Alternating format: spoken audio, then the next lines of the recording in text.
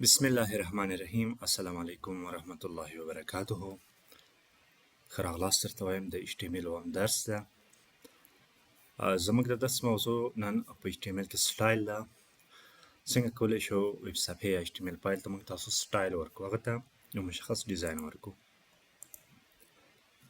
د دې لپاره اړینه ده چې موږ تاسو د CSS ډولونه وپېژنو.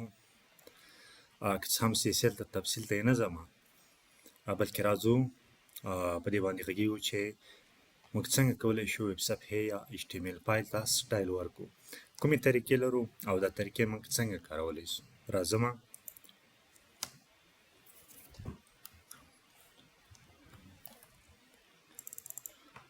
موږ سره یو انلاین CSS ده. د دې په خوا کې او CSS دا درې ډولونه د CSS موږ لرو. انلاین CSS کې موږ د ټک په داخل کې د HTML ټک په داخل کې څه کوو؟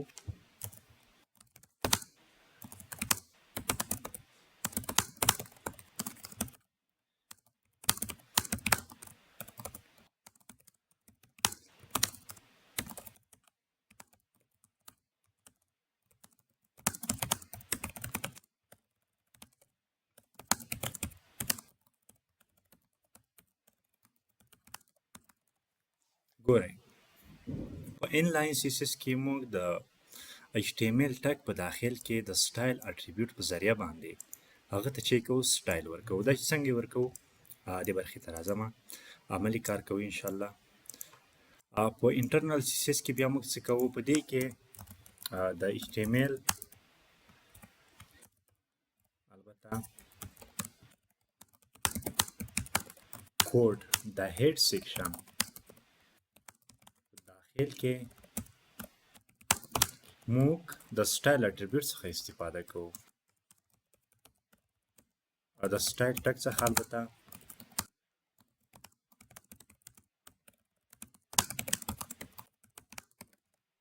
او ترڅنګ یې په ایکسټرنل CSS کې موږ څه کوو؟ یو جدا فایل جوړوو او هغه د CSS اکسټنشن سره سیو کوو. سیده بیا ورته له څخه د لینک لو اکسس کوو. ګورئ، په پښتو ژبه مې درته ولیکل تر څو تاسو پوه شئ. په انلاین CSS کې موږ د HTML ټک په داخل کې د سټایل اټریبیوټ څخه استفاده کوو، هغه ته ډیزاین سټایل ورکوو. په انټرنل CSS کې بیا موږ څه کوو؟ د HTML کوډ هیډ سیکشن کې سیده د هغه په داخل کې یو ټک اخلو د سټایل په نوم باندې، او د هغه سټایل ټک په داخل کې موږ څه کوو؟ هغه ته ډیزاین ورکوو. دا دوه طریقې چې دي عموم کې د پریکټس په موخه باندې کارول کېږي. پروفیشنل کار نه ده. کله چې موږ تاسو ویب سایټ جوړوو له دې طریقو څخه استفاده نه کوو، بلکې موږ څه کوو؟ له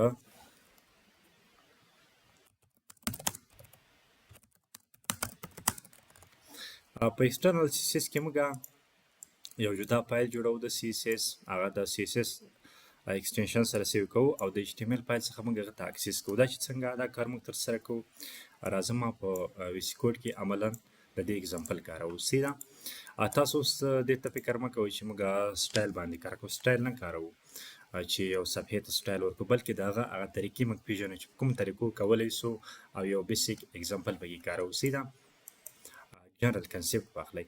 راځم ویژوال سټوډیو کوډ ته. پروګرام الریډي ما سیو کړی style.html. لومړی موږ کوم یو ډول د CSS ته، هغه انلاین CSS ته.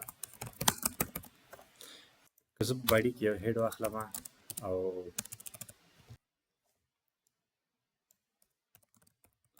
H1 اخلم البته، او د دې H1 په داخل کې ورته لیکم چې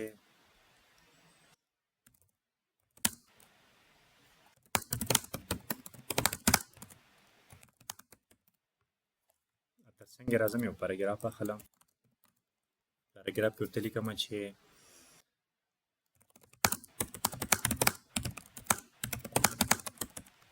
صحیح ده. مثلا یو هیډ ما واخیست، یو پاراګراف مې واخیست. کله چې غواړم زه دې ته سټایل ورکړم، ډیزاین ورکړم، په انلاین سی اس اس کې موږ څه کوو؟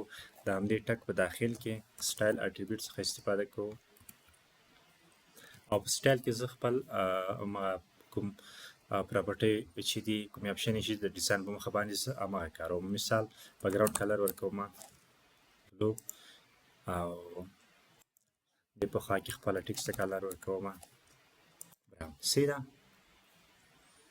تر څنګه راځم پاراګراف ته هم سټایل ورکوم. ګورئ د ټک په داخل کې زه هغه ته سټایل اټریبیوټ کاروم او یو ډیزاین ورکوم، او ورته لیکم چې فونټ سټایل باید کوم ډول وي، ایټالیک دی وي، او کلر دی کوم ډول وي، کلر دی بلو وایولېټ وي. صحیح ده.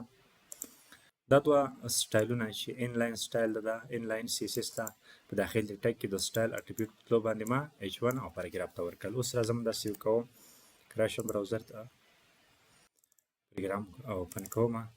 ګورئ ما سره سټایل چې کړی اخیستی ده، هم پاراګراف او هم هیډ. په دې طریقه موږ تاسو کولی شئ HTML ویب صفحې یا HTML فایل ته چې وکړو مشخص سټایل ورکړو د انلاین سی اس اس په تلو باندې.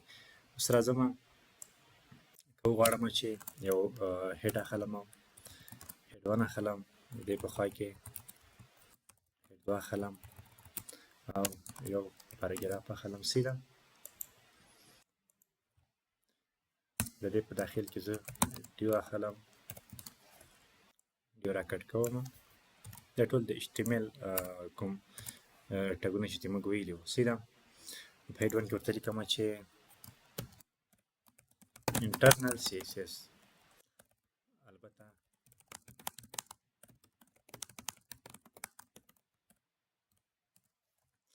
او دا دوهم ډول د سی اس اس د موږ سره انلاین سی اس اس باندې تاسو پوه شولئ چې په داخل د ټک کې موږ تاسو سټایل ورکوو، سټایل اټریبیوټ کاروو، هغه ته ډیزاین ورکوو. او په انټرنل کې بیا موږ څه کوو؟ په دې کې موږ تاسو مثلا د ډیو ته یو اټریبیوټ اخلم د کلاس په نوم باندې، هغه ته یو نوم ورکوم د باکس. صحیح ده. تر څنګه راځم H2 ورته لیکم چې this is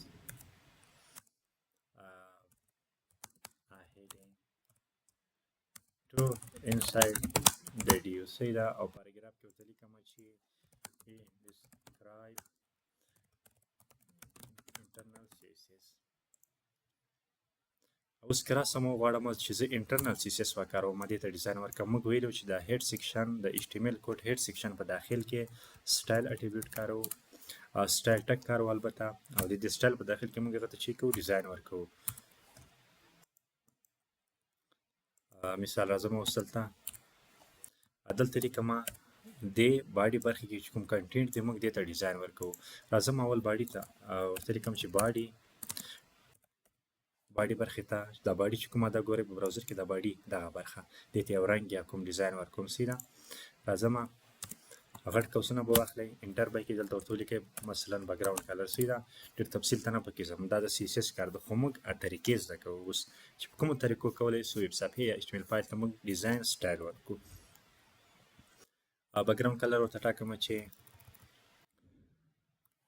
مثال په ډول دغه د بیکګراوند کلر وي، او دې په خوا کې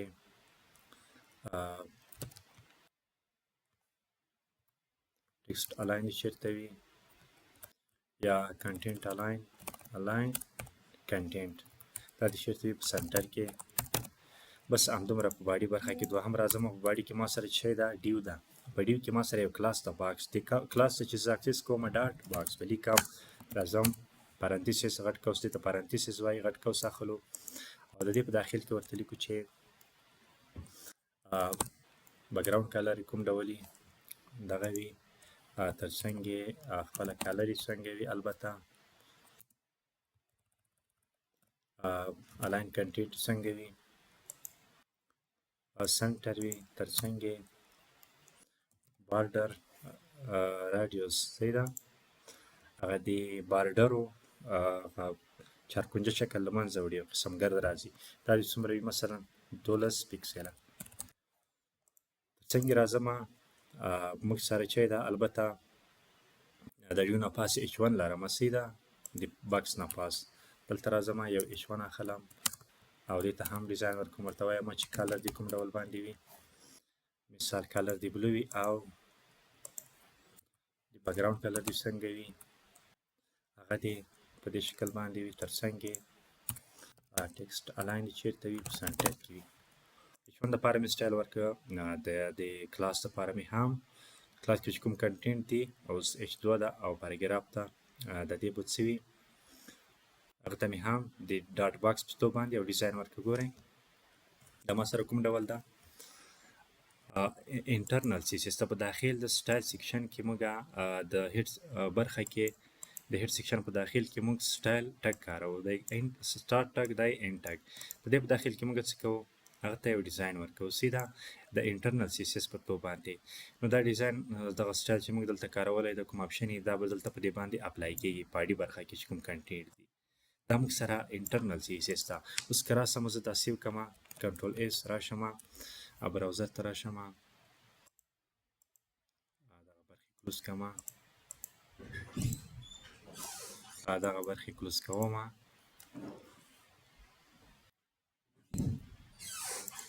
ما سره دغه د فایل سی ده انلاین CSS اوس که دا زه ریلوډ کړم ما سره یې دغسې شکل واخیست باډي برخې خپل رنګ واخیست د دې په خوا کې کوم ډیو مو چې اخیستی هغه کې کوم کنټینټ و هغه خپل رنګ واخیسته ترڅنګ یې د هیډ ون برخه چې وه هغه مو سنټر ته راوستله بیکګراوند کلر مو ورکړه او خپله ټیکسټ ته مو یو کلر ورکړي چې اسماني رنګ و په دې شکل موږ کولی شو چې انټرنل CSS وکاروو سیده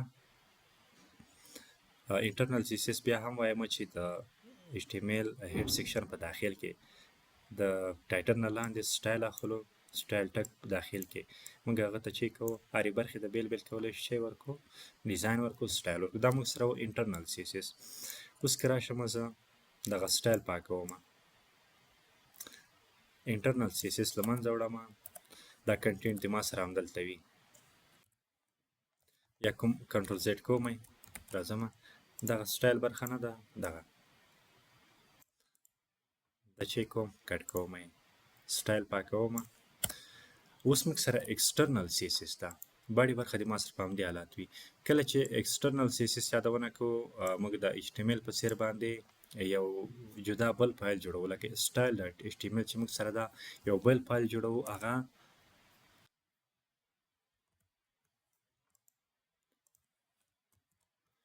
یو بل فایل جوړو معنا وایي دې ته نوم ورکوم کنټرول S کوم ورته لیکم چې سټایل ډاټ CSS ایکسټنشن سره به یې سیو کوئ سیده مخکې HTML فایل اوس CSS ته د ډاټ CSS ورستاړي سره به یې سیو کوئ سیو کوم اوس راځم په دې برخه کې ګورئ همغه سټایل چې ما دلته کارولی و په هیډ سیکشن کې دا زه په یو جدا فایل کې ورکوم سیده که نه دې په خاطر باندې چې دا کوډ مې تنظیم وي CSS برخه معلومه وي د HTML برخه معلومه وي یو پروفیشنل مسلکي کار ترسره شي نو د ویب سایټ په ډیزاین کې کله چې موږ تاسو ویب سایټ جوړوو له همدې طریقې څخه ایکسټرنل CSS څخه کار اخیستل کېږي تر څو ویب صفحې ته موږ تاسو یو سټایل یا یو ډیزاین ورکړو راځم دلته ما سټایل کارولی ده تیار اوس که راشم د مثال په ډول خاص څه کوم د بیکګراوند کلر د دې چې د دغه بدلوم